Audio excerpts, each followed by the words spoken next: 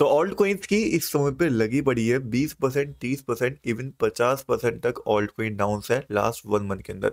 Now क्या alt coins यहाँ से रिकवरी कर सकते हैं? क्यों ऑल्ट कॉइन्स इतने बुरे तरीके से फॉल कर रहे हैं? क्या रीजन है कि ऑल्ट कॉइन्स पंप नहीं कर पा रहे एंड कब तक ये रिकवरी आएगी? सब चीजें आज की इस वीडियो के अंदर हम समझेंगे। साथ ही बात करेंगे जो क्रिप्टो को लेकर यहाँ पे बात करी गई है, इंडिया के यहाँ पे बजट जो आया था उसके अंदर। तो वीडियो को लास्ट तक देखना है, इंपॉर्टेंट वीडियो है। मेरा टाइम वेस्ट कर वीडियो को स्टार्ट करते हैं। तो सबसे पहले बात करते हैं कि ऑल्ट कॉइन इतना ज्यादा फॉल क्यों कर रहा है। तो देखो, आप ध्यान से अगर देखोगे तो बिटकॉइन का चार्ट आप देखोगे तो यहाँ पे बिटकॉइन बुरे तरीके से फॉल कर रहा है। यहाँ पे बिटकॉइन ने रिजेक्शन लिया है एक मेजर रेजिस्टेंस एरिया से। वो मेजर रेजिस्टेंस था $1,07,000 के अराउंड, जो कि लास्ट टाइम आप देख सकते हो यहाँ था रिजेक्शन आया था जब ऑल टाइम हाई ये लगा था। फिर दूसरा रिजेक्शन आया एंड अब ये तीसरा रिजेक्शन हमें सेम लेवल से देखने को मिल रहा है। एंड आप लोग जानते होंगे चौथे या पांचवें अटेम्प्ट में कोई भी रेजिस्टेंस ब्रेकआउट हो जाता है तो वही चौथे या पांचवें अटेम्प्ट का मुझे वेट रहेगा। एंड जब ये ब्रेकआउट होगा तभी यहाँ पे एक प्रॉपर ब्रेकआउट बनेगा और प्रॉपर एंट्री लेने का मौका बनेगा बिटकॉइन के अंदर।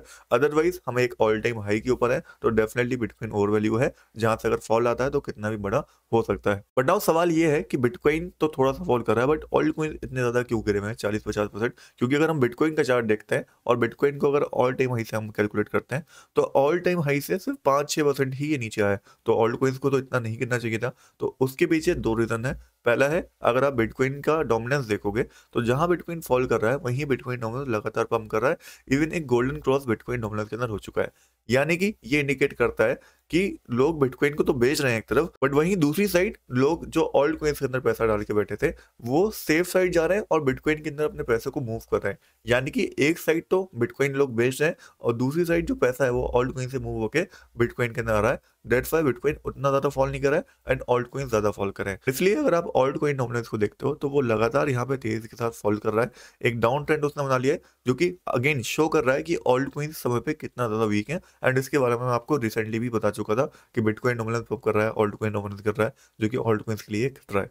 नाउ सवाल ये आता है, क्या ऑल्ट कॉइन डोमिनेंस यहाँ से रिकवर कर सकता है? यानी कि क्या ऑल्ट कॉइन्स यहाँ से रिकवर कर सकते हैं? तो देखो, आज तक ऐसा नहीं हुआ है कि ऑल्ट कॉइन्स रिकवर नहीं कर रहा हूँ। भले ही टाइम लगता है हर बार। अगर आप देखोगे, अगर मैं यहाँ पे वीकली चार्ट ओपन करता हूँ ऑल्ट कॉइन डोमिनेंस का, यहाँ पे आप देख सकते हो ये हर ईयर की स्टोरी आप बोल सकते हैं रही है या हर बुल रन की स्टोरी रही है।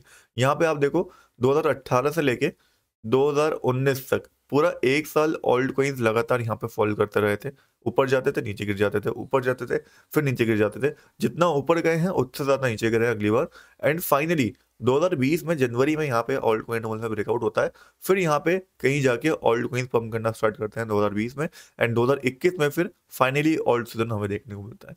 तो ऑल्ट सीजन ऐसा नहीं है कि एकदम से आ जाता है, उसको आने में काफी टाइम लगता है। जैसे बिटकॉइन का लोगों ने वेट करा है, कहीं ना कहीं ऑल्ट सीजन का भी वेट करना पड़ेगा जब प्रॉपर ऑल्ट कॉइन्स हमें पंप करते हुए दिखेंगे। एंड अगर हम 2024 की ही बात करते हैं, ऐसा नहीं है कि मेजर ऑल्ट कॉइन्स रिटर्न नहीं दिया है, बट कम दिया है। जितना देना चाहिए था उतना नहीं दे पाए। जैसे बिटकॉइन ने अगर ऑल टाइम हाई लगाया था तो इथेरियम का भी ऑल टाइम हाई लगना चाहिए था, बट नहीं लगा। लेकिन हाँ, बीएनबी का लगा, सोलाना का लगा, कुछ ऑल्ट कॉइन्स का लगा। तो ऐसा नहीं है सारे ऑल्ट कॉइन्स ने यहाँ पे निराश करा है। सेकंड चीज, अगर हम यहाँ पे ऑल्ट कॉइन डोमिनेंस को ध्यान से देखते हैं तो हर बार एक डाउन ट्रेंड फॉर्मेशन होती है, जैसे कि यहाँ पे भी आप देख सकते हुई थी। फिर उसके ब्रेकआउट के बाद एक रिकवरी या फिर एक नया ऑल्ट सीजन देखने को मिलता है। अभी सिमिलर टाइप से एक डाउन ट्रेंड फॉर्मेशन हो रही है जहां पे चांसेस क्रिएट हो रहे हैं कि और फॉल ऑल्ट कॉइन्स के अंदर यहाँ से आ सकता है, जहां पे 8% तक जो ऑल्ट कॉइन डोमिनेंस है वो गिर जा सकता है। फिर यहाँ से एक फाइनल रिकवरी हमें देखने को मिलेगी।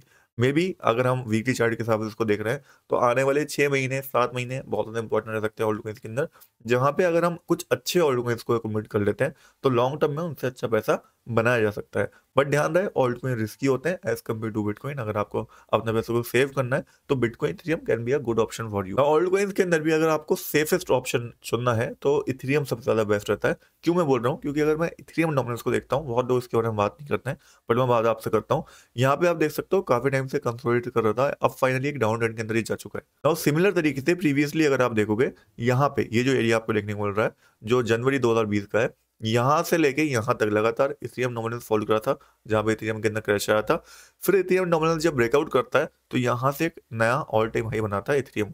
वैसे ही सिमिलर एक्सपेक्टेशन है कि इस डाउन ट्रेंड तो फॉर्मेशन हो चुकी है इथेरियम के अंदर, इथेरियम डोमिनेंस के अंदर भी। बट जैसे ही ब्रेकआउट करेगा, फाइनली जब ब्रेकआउट करेगा, उसके लिए हो सकता है हमें शायद 6 महीने या 1 साल भी लग जाए। बट जब ये फाइनल ब्रेकआउट आएगा तो इथेरियम अपना ऑल टाइम हाई तो बनाएगा ही बनाएगा, साथ में जो उसका ऑल टाइम हाई था वो प्रीवियस हाई से काफी ज्यादा होगा। डेट मीन्स कि अगर इथेरियम 1 साल यहाँ पे लेता है या 2 साल लेता है, यहाँ पे मान लो मैक्सिमम टू मैक्सिमम 2 ईयर्स ले सकता है इथेरियम, बट अगर 2 साल इथेरियम यहाँ पे लेता है तो एटलीस्ट इथेरियम का प्राइस मेरे हिसाब से $6,000 से $10,000 तो जाना चाहिए आने वाले 2 साल के अंदर अंदर, जो कि 2x टू 3x रिटर्न होता है, और मेरे हिसाब से ये बुरा रिटर्न नहीं है अगर आप स्पेशली क्रिप्टो के अंदर ही एक सेफ साइड देख रहे हो। सो यस, दैट्स व्हाई मैं इथेरियम को लगातार रेकमेंड करता हूँ एंड आगे भी करूंगा, बिकॉज मेरा मानना है कि इथेरियम को अगर हम लोअर लेवल्स पे एकोमोडेट कर लेते हैं, उसके जो अच्छे सपोर्ट एरिया है, एक सपोर्ट एरिया हमें ये देखने को मिलता है जहाँ पर इथेरियम को मैंने बार बार बाय करा है $300 का, फिर एक सपोर्ट एरिया नीचे हमें देखने को मिलता है, ऑलरेडी मैंने मार्क करे हुए हैं। अगर इन एरिया से हम इथेरियम को बाय कर लेते हैं लॉन्ग टर्म के लिए, तो इथेरियम हमें आसानी से 2x टू 3x का रिटर्न बना के दे सकता है विद इन 2 ईयर्स और 1 ईयर। अब सुनने में ये रिटर्न कम लग रहा होगा, बट अगर आपका अमाउंट ज्यादा होगा तो ये रिटर्न बहुत ज्यादा होगा।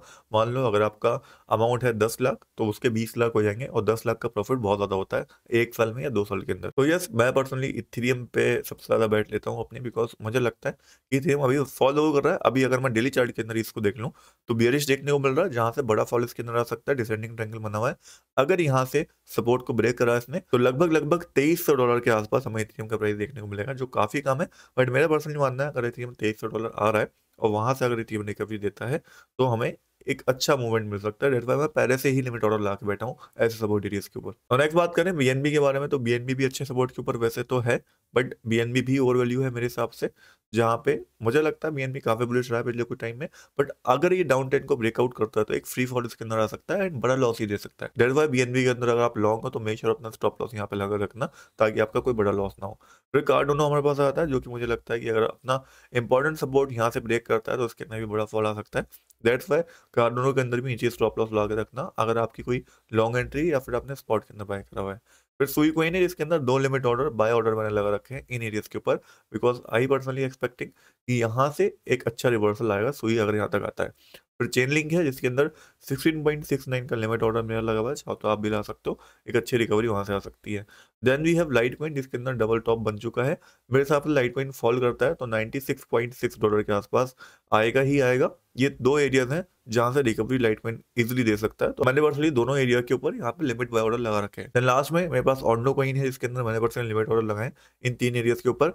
स्पेशली जो मेरा टारगेट है वो है लाइट कॉइन, ऑन्डो, एंड उसके साथ साथ मैं यहाँ पे सुई को भी टारगेट कर रहा हूँ डिप में बाय करने का, फिर इथेरियम को मैं टारगेट यहाँ पे कर रहा हूँ। ये चारों कॉइन मेरे पार्टिकुलरली यहाँ पे रहेंगे जो आप डिप के अंदर एकोमोडेट कर सकते हो और लॉन्ग टर्म में ही पोजीशन रखते हैं कि एक अच्छा रिटर्न हमें दे सके। बाकी देखो यार, फियर ऑफ ग्रीड इस समय पे 60 के ऊपर आ चुका है, जो कि कहीं ना कहीं मेरे हिसाब से एक अच्छी चीज है, जो कि चांसेस बनाती है कि एक रिकवरी देखने को मिले, क्योंकि फाइनली मार्केट में डर आना स्टार्ट हुआ है।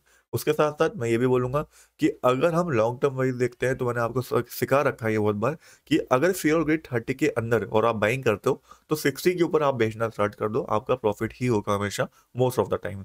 तो अगर आप उस चीज को फॉलो कर रहे हो तो अभी भी जब ये 70 के ऊपर था तो बेचने का टाइम था, जब भी यहाँ पे 40 या 30 के अंदर जाएगा तो एक्चुअल में बाय करने का टाइम होगा, अगर आप एक लॉन्ग टर्म माइंड से चल रहे हो। मैं पर्सनली फियर ऑफ ग्रेड का यूज करता हूँ, इसलिए मैंने आपको बताया। तो उम्मीद करता हूँ ये तो आपको समझ में आ गया होगा कि ऑल्ट कॉइन रिकवर करेंगे, बट उसमें कितना टाइम लगेगा ये कोई पक्का नहीं कर सकता, एंड सारे ऑल्ट कॉइन रिकवर करेंगे नहीं करेंगे ये भी तय नहीं होता। तो अगर आप किसी ऑल्ट कॉइन से 50% लॉस में हो और आपको दिख रहा है कि यार मैं इस ऑल्ट कॉइन से 50% लॉस में चल रहा हूँ, बट इथेरियम भी मेरा 50% लॉस में है, ठीक है, या फिर अगर हम बात करें सुई कॉइन, ये भी यहाँ पे 50% गिरा हुआ है, या फिर लाइट कॉइन भी 50% गिरा हुआ है, तो आप बेटर है कि इन कॉइन्स के अंदर शिफ्ट हो जाओ, बिकॉज रिकवरी आने के चांसेस इन कॉइन्स के अंदर ज्यादा रहेंगे। या फिर अगर शॉर्ट टर्म में नहीं भी देते हैं ये रिकवरी तो लॉन्ग टर्म में इनमें पोटेंशियल है कि ये रिकवरी दे पाए। मैंने पर्सनली ये कर रखा है, जैसे कुछ कॉइन्स है इनमें मैं 30% 40% लॉस में था, तो मैंने क्या करा, उसका पैसा निकाला वहां से। मान लो एक कॉइन से मैं 30,000 लॉस में हूँ, ठीक है, 1 लाख मैंने इन्वेस्ट करे थे, वहां पे मैं लगभग 70,000 बचे, ठीक है। अब मेरे पास 70,000 जो बचे हैं वो मैंने उस कॉइन से निकाले, इथेरियम में डाल दिया। अब मुझे पता है इथेरियम लॉन्ग टर्म में डबल होना है, यानी कि मेरा लॉस रिकवर हो जाएगा। इसी तरीके से आप भी शिफ्ट कर सकते हो एक कॉइन से दूसरे कॉइन में, एंड बेटर ऑप्शन ये रहेगा अगर आपको पूरा अमाउंट नहीं निकालना। मान लो किसी कॉइन में आपने 10,000 इन्वेस्ट करे हैं, वो 5,000 हो गए, तो उसमें से 2,500 निकाल के आप इथेरियम, ऑन्डो, लाइट कॉइन या किसी में सेफर साइड चले जाओ, बाकी 2,500 उसी कॉइन में रहने दो, ताकि आपका एक ये भी रिस्क या फिर ये भी एक माइंडसेट खत्म हो जाए कि यार अगर वो कॉइन रिकवर हो गया तो ये मेरा कॉइन जिसमें मैंने डाला वो रिकवर नहीं हुआ, क्योंकि किस्मत लोगों की बेकार होती है कुछ लोगों की। इसलिए बेटर रहता है 50% उसी में रहने दो, 50% निकाल के दूसरे ऑल्ट कॉइन में डाल दो। ये मैंने एक तरीका आपको बता दिया कि कैसे आप अपने पोर्टफोलियो को सेटल कर सकते हो। बाकी इसके बारे में डिटेल में जानना चाहते हो तो कमेंट कर देना, एक डिटेल वीडियो भी आपको मिल जाएगी। अगर बात करें कुछ इंपॉर्टेंट न्यूज़ के बारे में, तो यूएस की साइड से कुछ न्यूज़ हमें देखने को नहीं मिल रही जो मार्केट को डायरेक्टली इम्पैक्ट करे। बट इंडिया की साइड से कुछ न्यूज़ हमें देखने को मिली है इस बजट सेशन के अंदर। तो यहाँ पे क्रिप्टो टैक्स को तो इंट्रोड्यूस नहीं करा गया, यानी कि कोई भी पॉजिटिव न्यूज़ तो नहीं आई। बट उसके साथ साथ एक नेगेटिव न्यूज़ यहाँ पे आ गई निर्मला सीतारमन जी की साइड से। उन्होंने क्या बोला, उन्होंने ये बोला कि जो अनडिस्क्लोज्ड इनकम है, यानी कि जो लोग भी अपनी इनकम क्रिप्टो के थ्रू छुपाते हैं, इधर उधर से इनकम ले लेते हैं, या फिर वो नॉन केवाईसी एक्सचेंज यूज़ करते हैं, या फिर ऐसा कोई वॉलेट वगैरह यूज़ करते हैं, तो वो सारी इनकम जो होगी उनकी अनडिस्क्लोज इनकम में आ जाएगी एंड वो उनको शो करनी चाहिए। एंड अगर वो इनकम उनकी पकड़ी जाती है तो उसके ऊपर भी उनको टैक्स देना पड़ेगा। तो अगर आप लोग यहाँ पे इस टाइप का नॉन केवाईसी एक्सचेंज या फिर डिसेंट्रलाइज्ड एक्सचेंज यूज़ कर रहे थे, एंड अगर आपकी इनकम यहाँ पे गवर्नमेंट को पता चलती है, तो आपको उसके ऊपर भी टैक्स देना पड़ेगा। तो मेक श्योर अगर आप आईटीआर भरते हो तो उसके ऊपर भी टैक्स भरो। ये अगेन एक स्ट्रिक्ट रेगुलेशन है क्रिप्टो के ऊपर, बट उसके साथ साथ उम्मीद थी कि इस बार टैक्स को थोड़ा रिड्यूस करा जाएगा। बट उसके ऊपर सीतारमन जी ने कहा कि आने वाले टाइम में, कुछ टाइम में जब एक पूरा ड्राफ्ट बन के आएगा, वहाँ पे उसके बारे में डिस्कशन करा जाएगा कि कैसे हम इसको रेगुलेट करेंगे, कैसे हम क्रिप्टो को डिफाइन करते हैं अपने टर्म में। अब इसके ऊपर आपका पर्सनली क्या मानना है, अपना ओपिनियन कमेंट में शेयर कर सकते हो।